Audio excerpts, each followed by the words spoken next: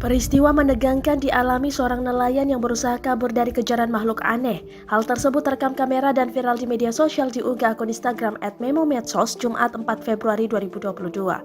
Terlihat dalam peristiwa itu perahunya langsung berjalan dengan kecepatan tinggi demi menghindar dari makhluk menyeramkan. Matanya menyala dan melompat-lompat di lautan yang gelap. Disebutkan peristiwa itu dialami seorang nelayan yang tak diketahui namanya di pantai Rio Grande do Sul, negara bagian selatan Brazil.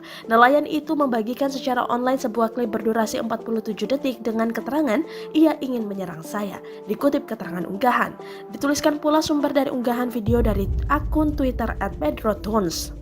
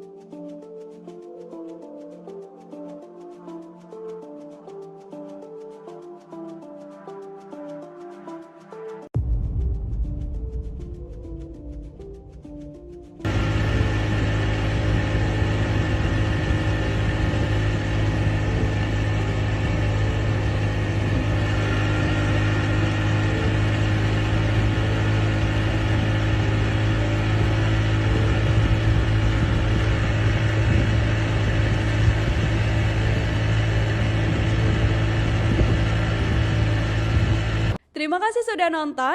Jangan lupa like, subscribe, dan share ya.